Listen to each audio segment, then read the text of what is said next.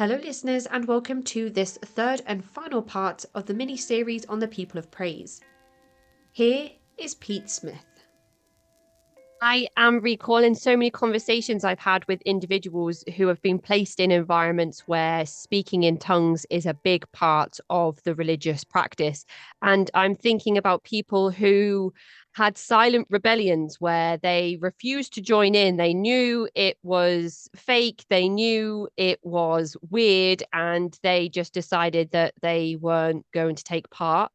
I have in my mind people who really prayed for the gift, asked for the gift, did what they could. And eventually, one day, the pressure became so much that they just began speaking in gobbledygook. And everybody around them showered them with so much praise and happiness for finally getting the gift, which I say in air quotes for everyone listening, that the person twigged in the moment, oh my goodness, that's all I had to do was just pretend. Maybe everyone else is pretending.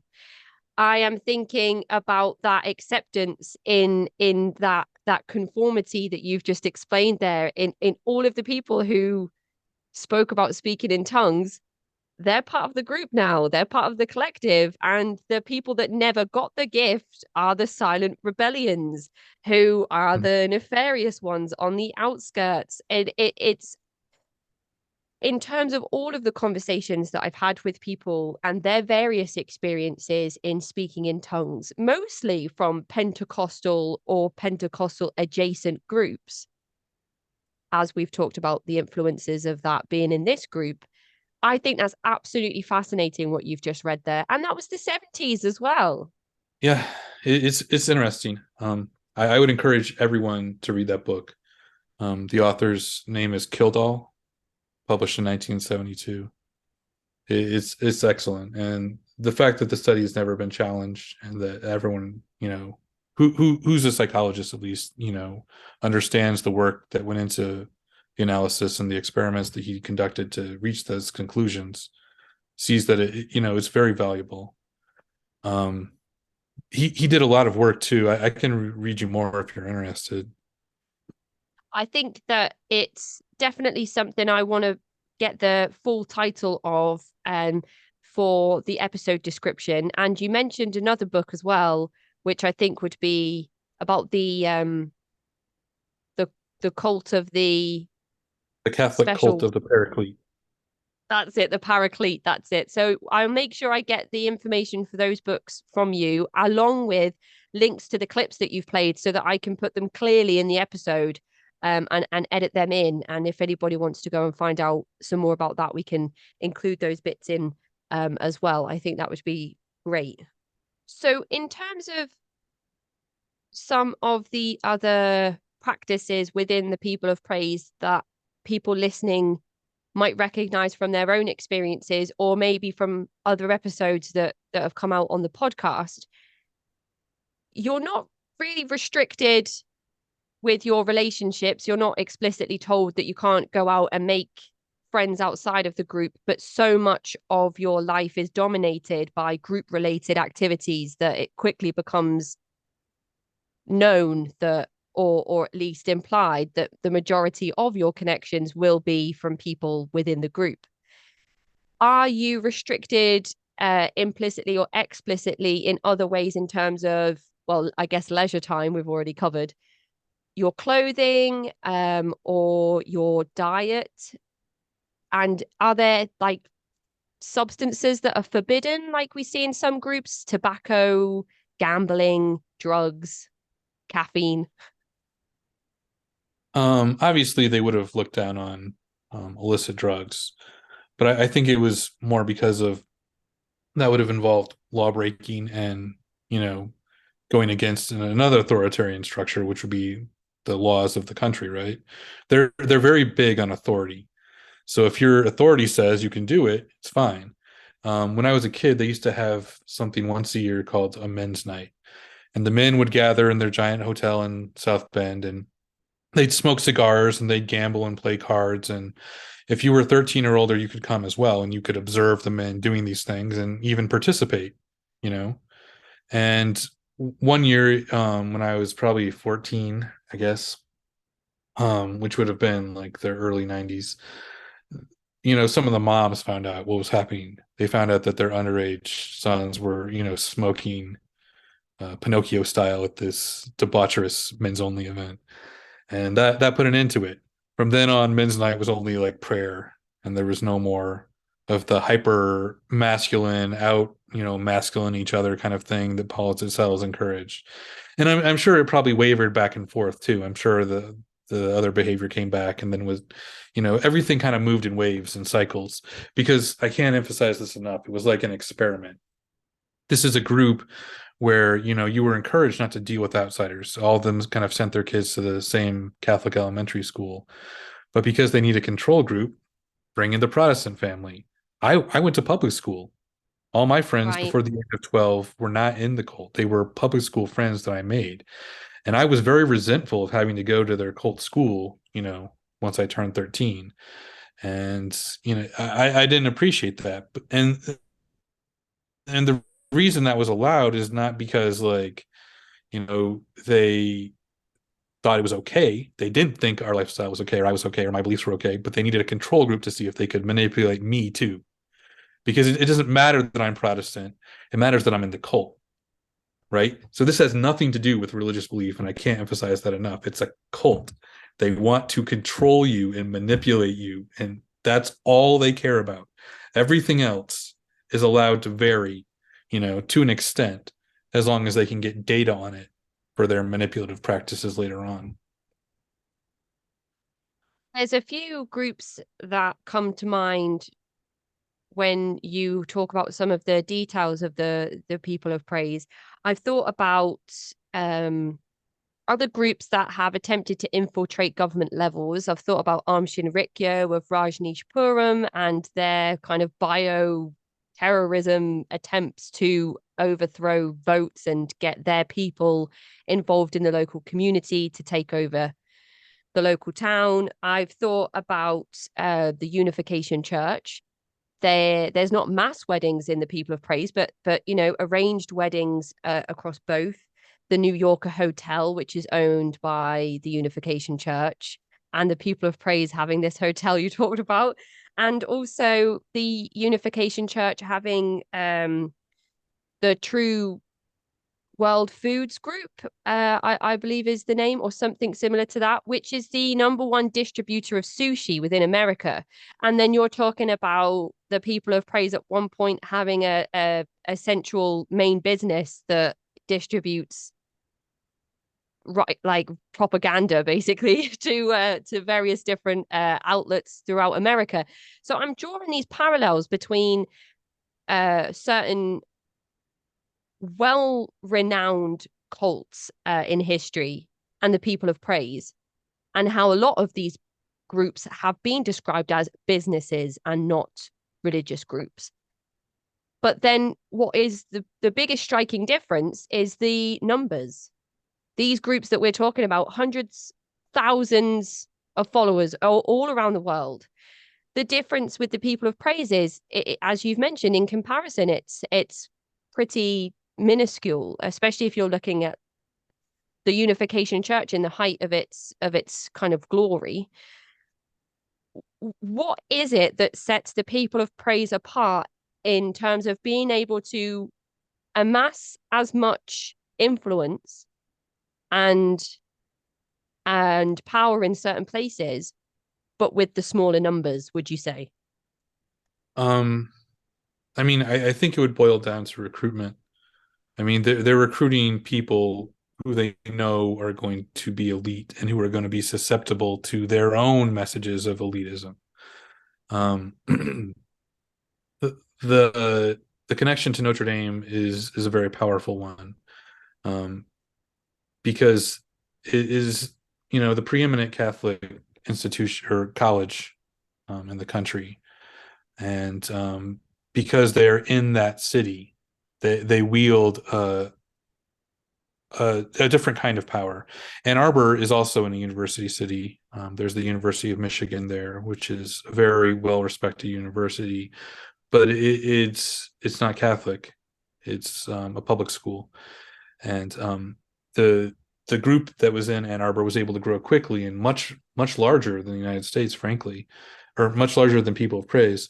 But they never had access to the same kind of Catholic power players that People of Praise did, simply by being at Notre Dame. Because they were in that city and because they ran a school in that city, they could educate the children of professors at Notre Dame. One of the most, and this is documented in Politico, news site in the United States, but Bill Kelly is a professor at Notre Dame Law School. He sent his kids to the People of Praise's Trinity School in South Bend. So there's that connection right there. And he was one of the most influential players in the Federalist Society and at Notre Dame Law School, pushing for Amy Coney Barrett to be nominated. I mean, Right. that's the kind of connection that you forge. Um, there's a Republican power player. He was the head of the Office of Legal Counsel during the Ronald Reagan administration in the 80s. After that, he moved to South Bend and taught at Notre Dame Law School. Sent his kids to the People of Praise School, Trinity Schools in South Bend. I mean, you see this pattern over and over and over again. People of Praise also operates a school in Washington, D.C. So a presidential contender like Rick Santorum, sends his kids to the People of Praise School in Washington, D.C.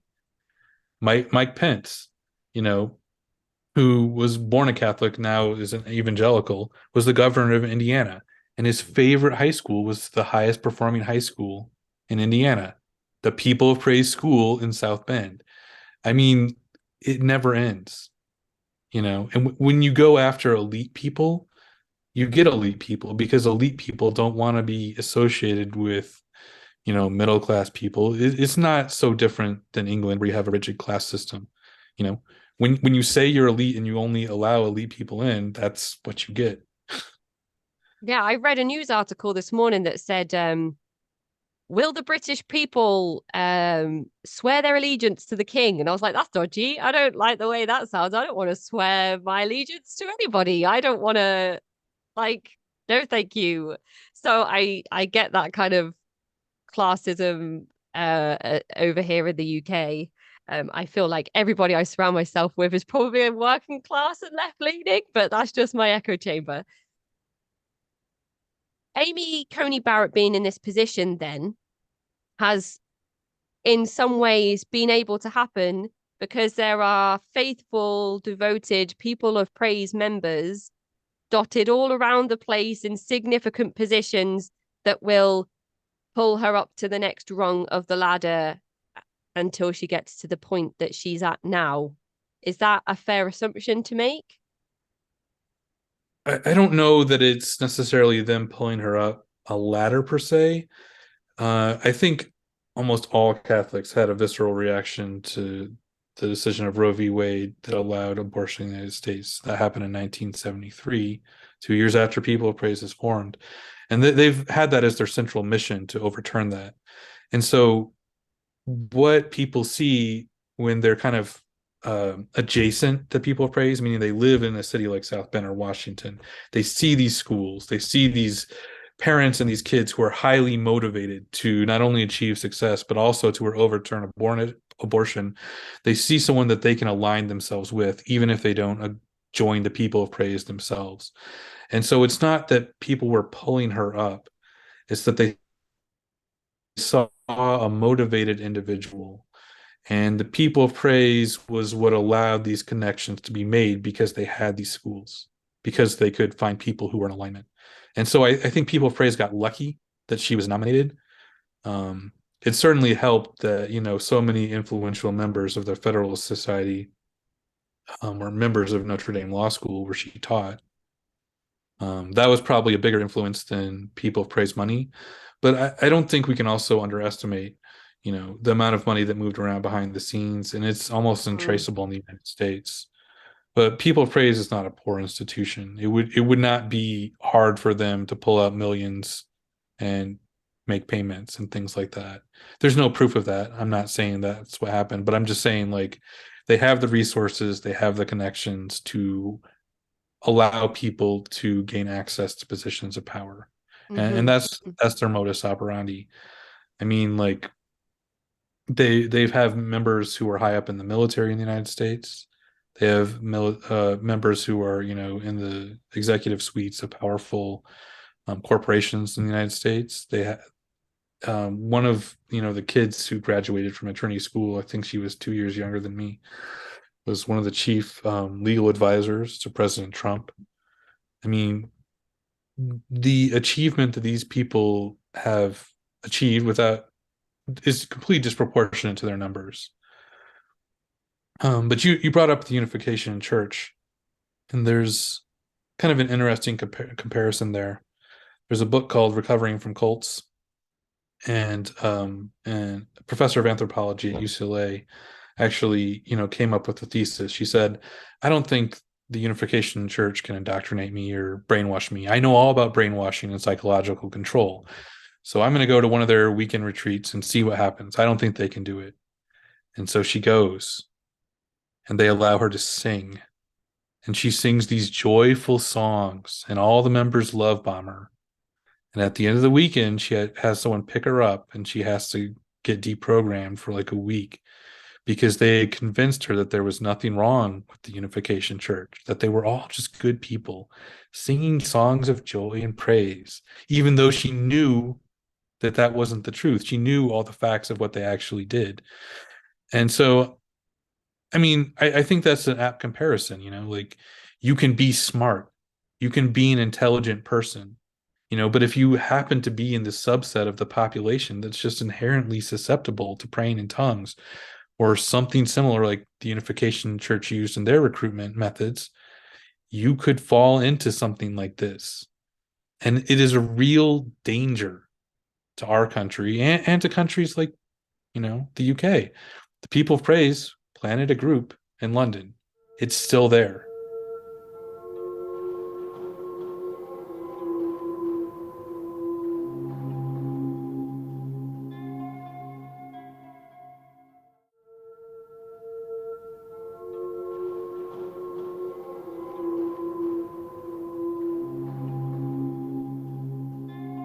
I think that's so strange. Every time people say to me, "Oh yeah, there's a pretty big successful chapter over in the UK," I know that there are, as Margaret Singer would say, that I know that there are cults in our midst. I know they're everywhere.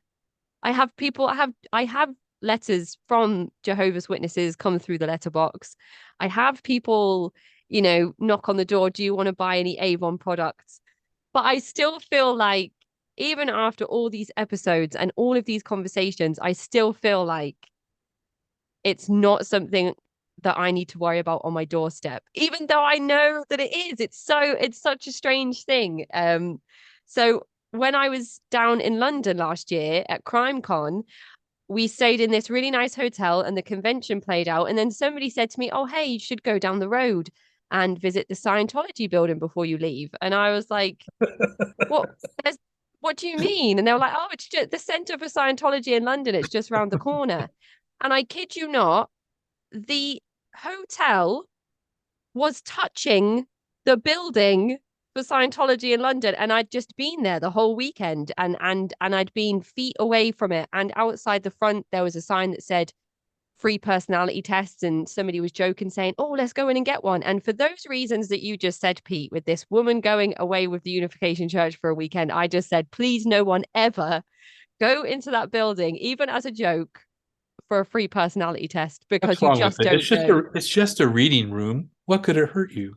Oh gosh, you just don't know. You just don't know what's going to happen with those things. So I am not surprised to hear that there is a People of Praise group over here and it still exists and it's probably doing quite well in certain areas and demographics of London, no less, the most Active. expensive place it is yet to live in. Like, oh my goodness. But at the same time, I still feel like it's so far away from me. It's a strange thing to kind of balance in my mind.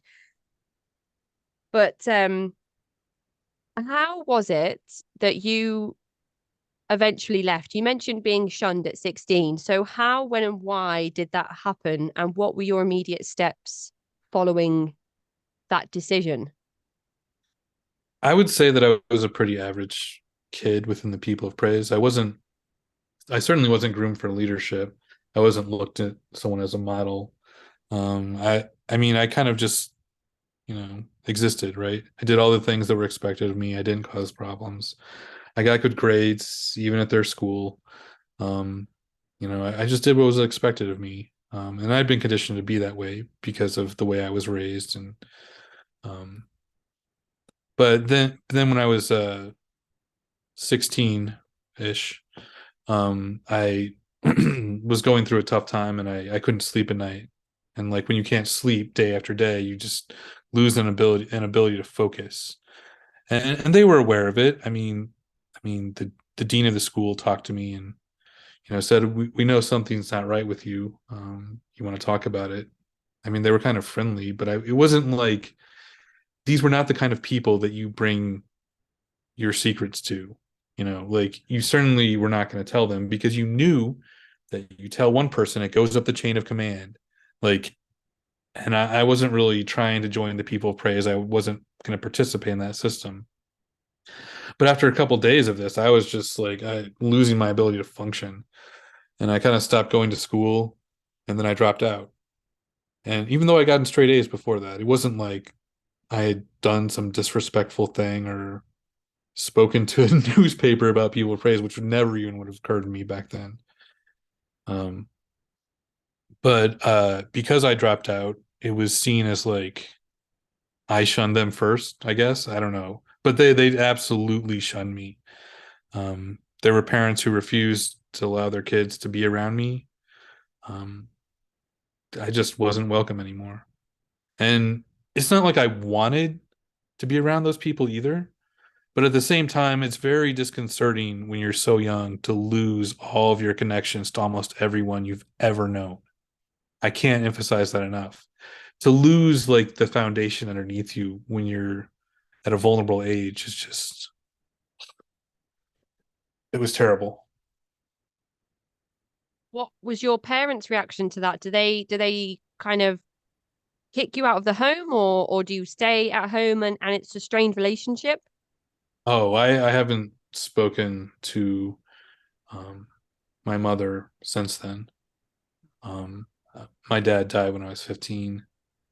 My brother and I had a kind of an off and on relationship. He was much more susceptible to their brainwashing. So he and I struggled as teenagers, but then he went away to college and seemed to kind of normalize. And so we had probably 4 or 5 years where we were on good terms when he was away from them. But unfortunately, he moved back to South Bend after college. And one day, um, he just called me up and said, "Hey, because I'm a journalist, he asked me if I could edit a speech he was going to give to a business association. And it was called Christians in Commerce. It's something that People of Praise runs to kind of bring in powerful business leaders into alignment with their goals. But people talking there all the time. I didn't realize at the time that he would join, but as soon as I read his speech, I realized that, he had submitted himself to one of the People of Praise lieutenants as his personal head. And I was just like, what the fuck are you doing? You know these people. Like, why are you doing this? And he couldn't understand why I was so mad. And we haven't spoken since. I refuse to allow those people to be around me or my family now.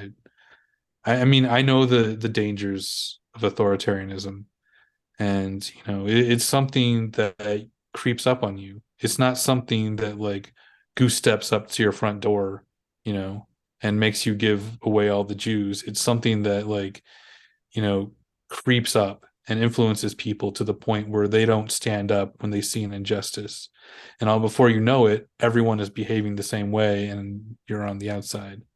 And I refuse to allow those people to be around me. And I'm not going to be quiet about the dangers of having one of their members on the Supreme Court. It, I personally am against, what she did to the decision in Roe v. Wade. It the right to an abortion is fundamental to leading a life of self-determination. And it's an important women's right. And, I'll continue to voice that opinion. But the real danger is creeping authoritarianism and the separation of church and state that could be eroded Oh by her gosh. position.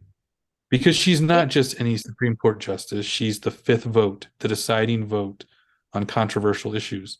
Allowing someone like that, the kind of position, the power that she now wields, is dangerous to everything in our country. yeah.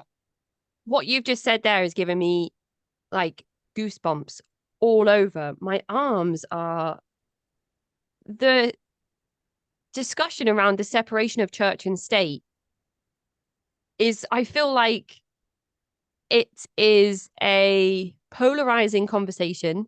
Everything in the political, socio-economic, religious climate, everything is so polarized at the moment.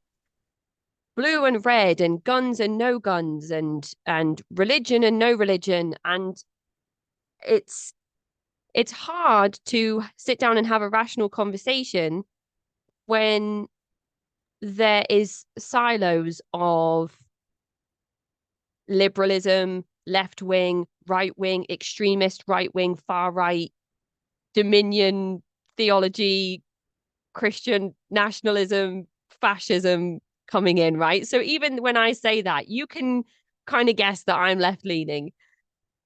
And I feel like between Amy Coney Barrett and Marjorie Taylor Greene and these women who are in these positions of power that should be protecting women's rights are doing the opposite of those things. I can't wrap my head around it, Pete. It's when I speak to Dr. Clint Haycock, he says to me that America has been working on dominion for decades, decades and decades. And now all of that is coming to fruition in things like Roe versus Wade being overturned, in things like LGBT rights being brought into question and being threatened and being kind of thrown in for being overturned. And then you start to think about just human rights, women's rights, equal rights for people. It's a really scary time because when you have somebody like Amy Coney Barrett, who has been raised in this environment, who isn't having somebody in her ear telling her, this is what you should be doing, this is how you should be voting, when she has been indoctrinated to understand how to vote for damaging and dangerous and potentially extremist far right thinking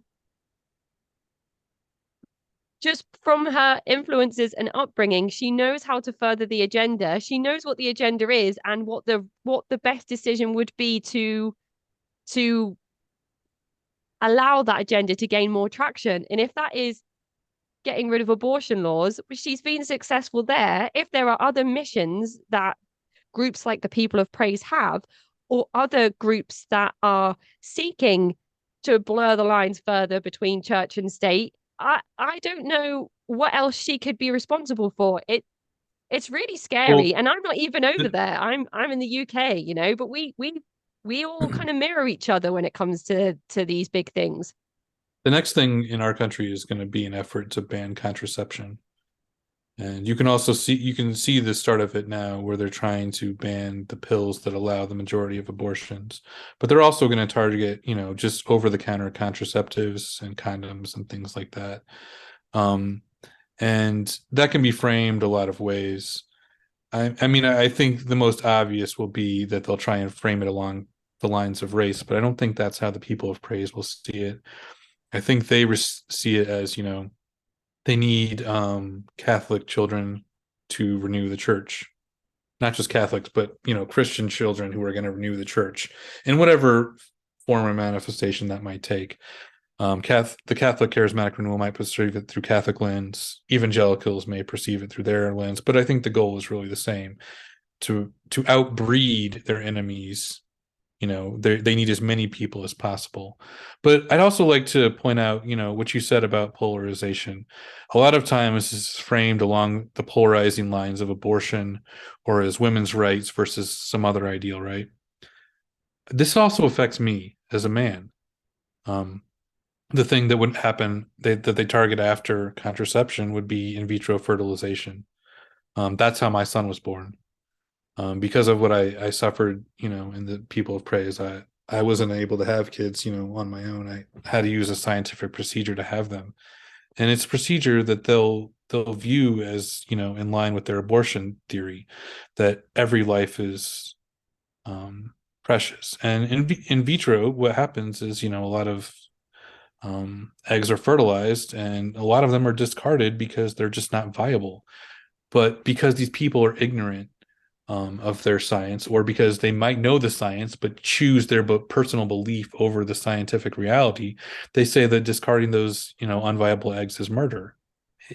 Or even if they were viable and they only wanted to have one child instead of 20, that's murder. It's not, you know, this willful disregard of science, especially when it comes to human reproduction, um, affects everyone. It's not just women's rights. Yep. If it's affected me personally, and to act like this is only something the women should decide is ludicrous too, just on its face value. I mean, I love women. I have a wife. I have family. Like, this idea that men are only out for themselves and wanting to subjugate women just isn't a reality. Maybe there's that perception within the people of praise, but just not in the real world, right? Like, trying to frame it as just women's rights, I feel like, is also a polarization that tries to divide us from doing the rational thing, you Yep. know? Yep. And you mentioned before when you first began talking about Roe v. Wade, you said, I support women's rights. I think that women should have access to this, treatment and service if they need it. And immediately in my mind, I was thinking it is women, but it affects everybody. Mm-hmm.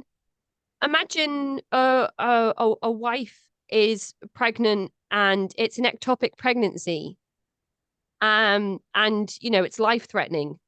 Imagine the decision then, like the family has to make, or to be a part of, or to witness, like the husband and the father of the other children, if there are other children, right? Okay, so you're going to lose your wife then. Okay.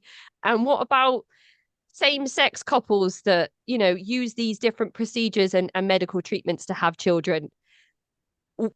Is this just another way to attack, like, other people's abilities to start families and have families? Like, it's just, I know. And what you said about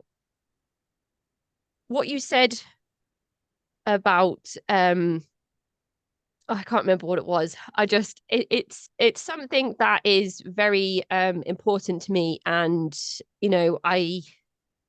feel I feel it in my heart every time there's a news story that comes out about a young child that is pregnant and is not allowed to receive the medical treatment that the child needs to be a child and not give birth to a child. It's like heartbreaking stuff. And it's really scary to think about what could come next if this has been allowed to happen. And then you have news stories that say this is what's happening, and then other news stories that say actually this is what's happening, and it's just pitting people against each other. It's just you versus me and me versus you, and I feel like we should just be looking at individuals on a case to case basis. Like, you can't just put a blanket over everybody and say this is how we live now. Like the article about, like, your allegiance to King Charles. I don't want to give my allegiance to anybody, and I don't want to be forced to live by somebody else's Bible or somebody else's religious beliefs. That's absolutely so backwards. It's just so backwards to me. So I apologize for getting on my soapbox, but I did warn people at the start of this episode that we were going to get political today, and here we are in the political space. No, it's definitely very concerning. It These kind of efforts divide us, and I think that only goes to further illustrate that people of praise as a cult is seeking to control. If you look at all the religions of the world, whether you view them as empirically right or wrong, they're all basically trying to answer a singular question, which is, why are we here and what is our purpose? And if the purpose is to divide and hate, I don't think these religions would have gained much traction. Almost all of them have gained traction because of ideas about love. And I just don't see any love in any of these actions.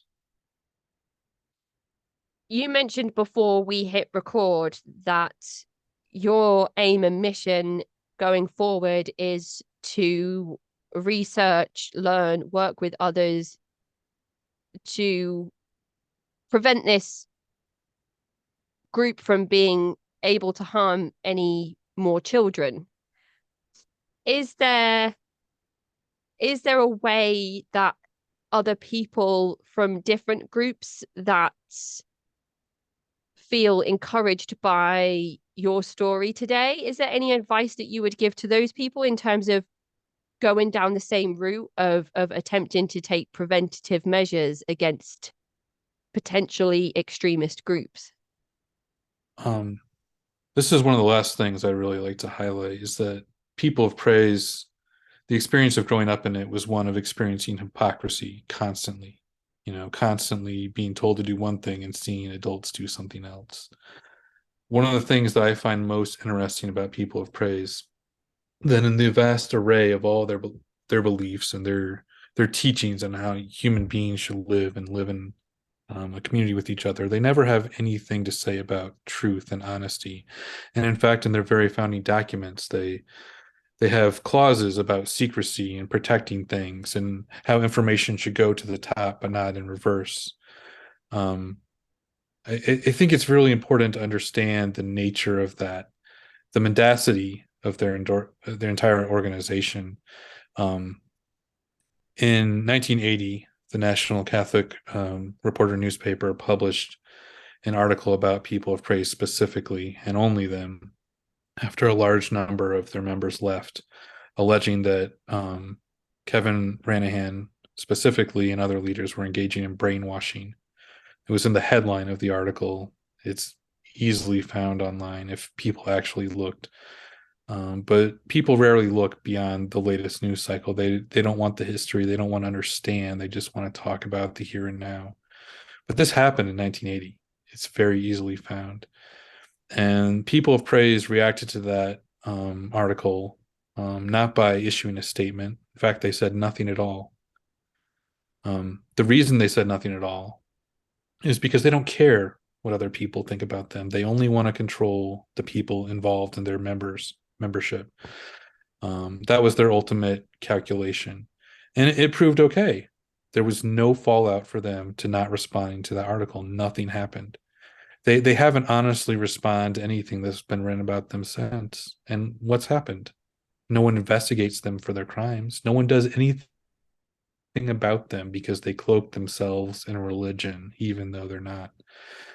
The fundamental thing that I would say about people of praise that applies to any group is that they lie, and they lie constantly and all the time. And that's not part of any religion in this world. If you are part of a group or a leadership structure or anything where you're constantly being lied to or gaslit, that's not religion. It's simply not. Because it doesn't go to that fundamental question of why we're here. It's just one other human being trying to manipulate another. That's a cult. There's lying, there's almost certainly a way to find nuggets of truth in those things that have been happening as well, because lies leave trails and stories aren't straight.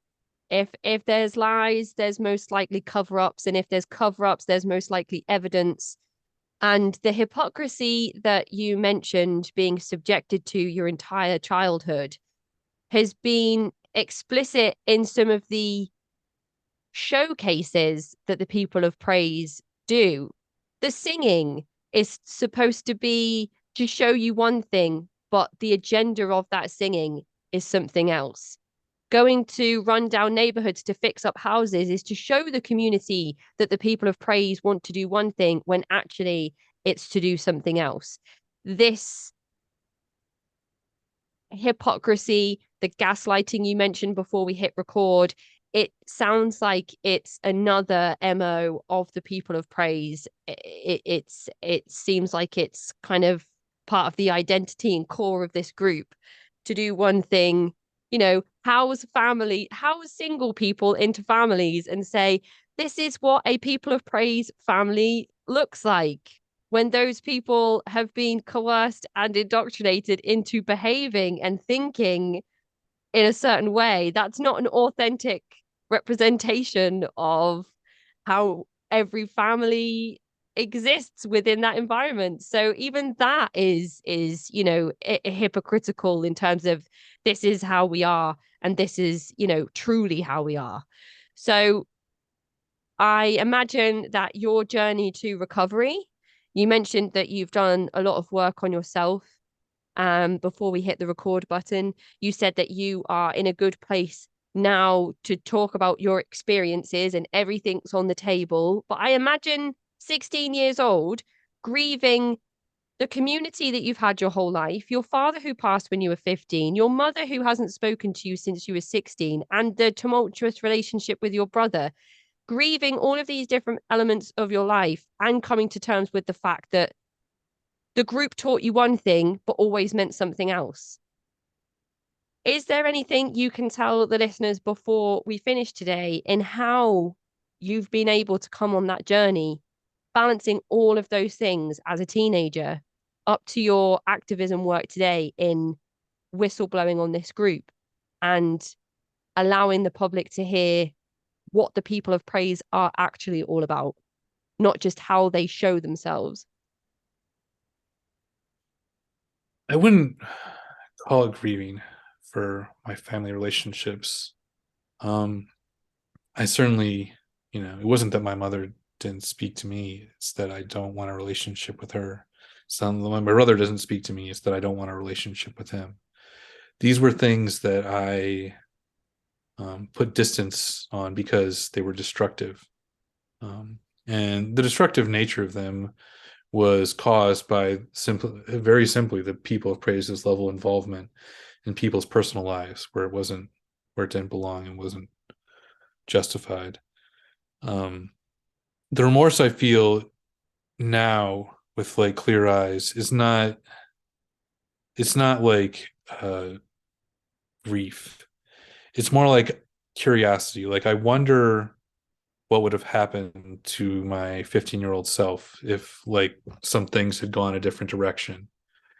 Because I was very brainwashed by them.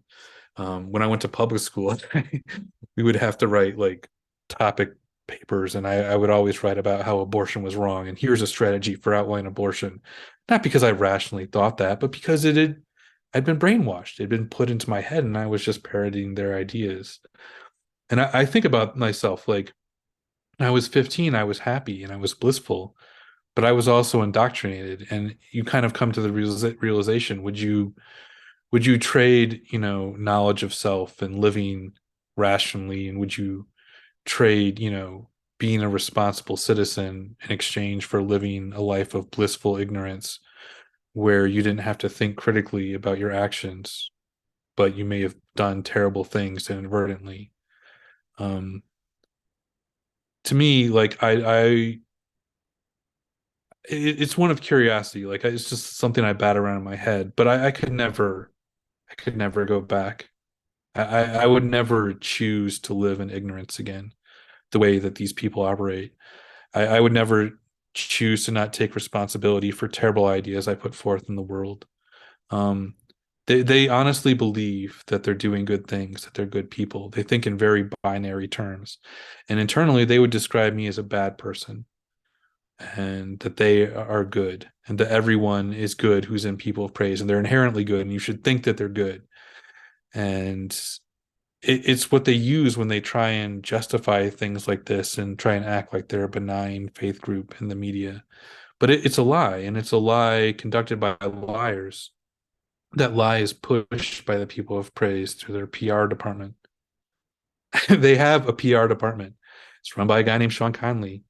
He and I were friends when we were growing up, and like the reality is that, he tells lies through omission and manipulation, and those lies can have elements of truth in them, but they're still lies nonetheless. And it gets back to mendacity. People who are telling you the truth don't need a PR department. But the fundamental lesson that I learned, from experiencing those traumatic things, um, was something that takes me a second to elaborate. Like the trauma I experienced, filled me with sadness, and then it filled me with anger, and I guess you could attribute that to different stages of grief. But the anger was intense and all-consuming, and I was later traveling through Africa with a friend, and we were talking about that, and he said something really profound to me. He said, if you hate something enough, you become exactly like it.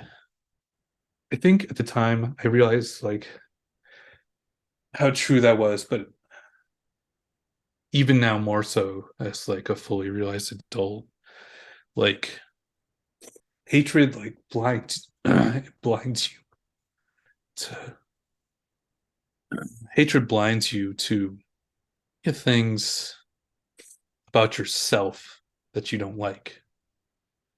Um, I resented people of praise's leaders and adults' actions towards me, but I also hated a part of myself, and they had put that hate inside me, that self-hatred, um, through shunning, through ostracization, but also through like the false ideas they put into my head. Um,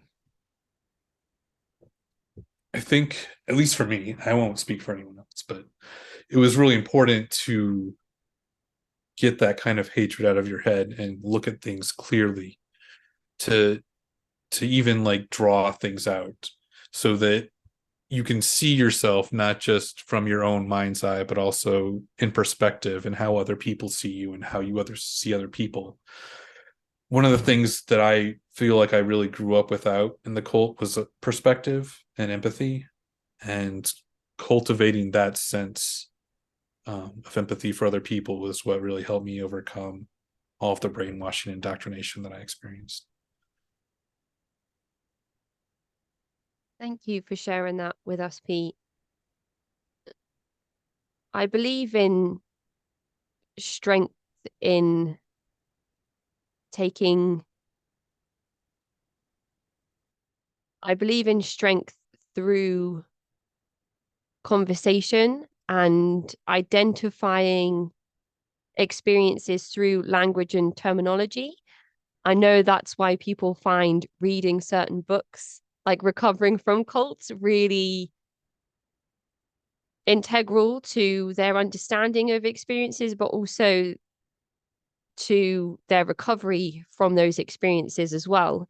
And you mentioned that you are working with a group of people who are also former members, who are also second or multi-generational adults that have moved away from the People of Praise group, each who have experienced their own difficult things within the group.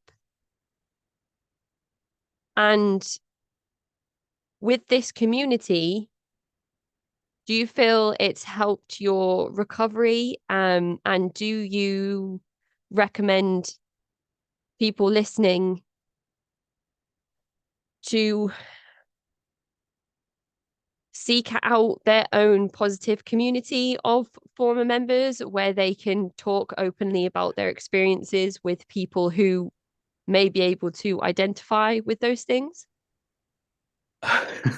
Well, I think you hit on a funny thing, and uh, the idea of going from one community to the next, right? Yeah.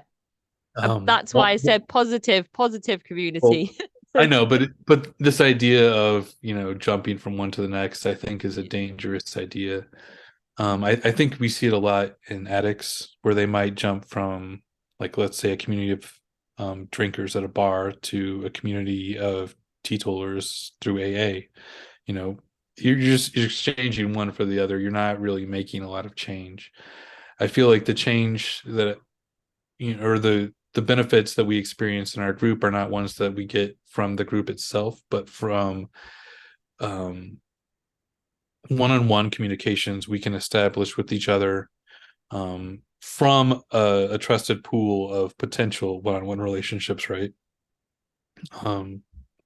I think that's the benefit of the group, is not necessarily a group discussion, but like having a trusted group of people from which to select individuals that you could have a meaningful relationship. And if people were interested in checking out some of your journalism, is there a place that they'd be able to find any of that online? I mean, nothing that would pertain to this, but I'm hopeful in a year we'll have something substantive to spread the word. That's awesome. Thank you so much for your time today, Pete. You've given us a really clinical overview, history, and analysis of the People of Praise throughout its years and where it is today.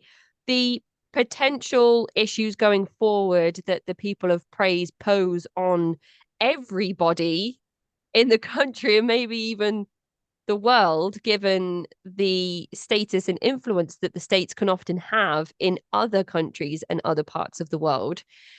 So I feel like if somebody else was to come on the show now and talk to us about their experiences, we'd be able to identify within the timeline, within the period of the People of Praise, the experiences that the individual was having.